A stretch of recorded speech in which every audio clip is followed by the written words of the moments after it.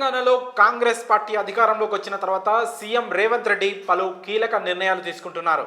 తాజాగా డిసెంబర్ 31 కానుకగా మందుబాబులకు అదిరిపోయే శుభవార్త అందించారు. వైన్ షాపులకు 12 గంటలు, బార్లు రెస్టారెంట్లను అర్ధరాత్రి 1 గంట వరకు తెరిచి ఉంచేందుకు అనుమతిచ్చారు. అంతేకాదు రాష్ట్ర వ్యాప్తంగా జరుపుకునే ఈవెంట్స్లను రాత్రి 1 గంట వరకు జరుపుకోవచ్చని రేవంత్ సర్కార్ తెలిపింది. ఈ మేరకు జీవో కూడా జారీ చేసింది. అయితే ఈ వేడుకల్లో ఎట్టి పరిస్థితుల్లోనూ డ్రగ్స్ వాడకుండా జాగ్రత్తలు తీసుకోవాలని అధికారులను సర్కార్ ఆదేశించింది. అంతేకాదు గ్రేటర్ హైదరాబాద్ పరిధిలోని ఈవెంట్లు, పార్టీలపై ప్రత్యేక నిఘా ఉంచాలని సూచించింది తెలంగాణ ప్రభుత్వం. మరోవైపు కొత్త సంవత్సరం వేడుకల సందర్భంగా హైదరాబాద్లోని 3 కమిషనరేట్ల పరిధిలో పోలీసులు కఠిన ఆంక్షలు అమలు చేయనున్నారు. అయితే ఎలాంటి అవాంఛనీయ సంఘటనలు జరగకుండా న్యూ ఇయర్ ఈవెంట్లు నిర్వహిస్తున్న వారు ఖచ్చితంగా అనుమతి ముందుగానే తీసుకోవాల్సి ఉందన్నారు.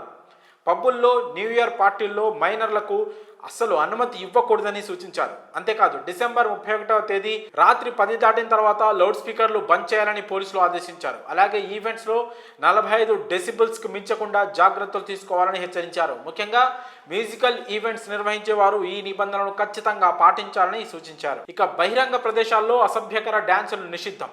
ఒకవేళ డ్రంక్ అండ్ డ్రైవ్లో పట్టుబడితే భారీగా జరిమానా విధిస్తామని తెలిపారు. 10,000కు పైగా ఫైన్తో పాటు 6 నెలల పాటు జైలు శిక్ష కూడా ఉంటుందని హెచ్చరించారు. అమ్మాయిల పట్ల అసభ్యంగా ప్రవర్తించడం, విచ్చలవిడిగా తిరగడం, పిచ్చి వేషాలు వేయడం చేస్తే కేసులు బుక్ చేస్తామని కూడా హెచ్చరించారు. ఎవరికి ఎలాంటి ఇబ్బందులు కలగకుండా కొత్త సంవత్సరం వేడుకలు నిర్వహించుకోవాలని సూచించారు పోలీసులు.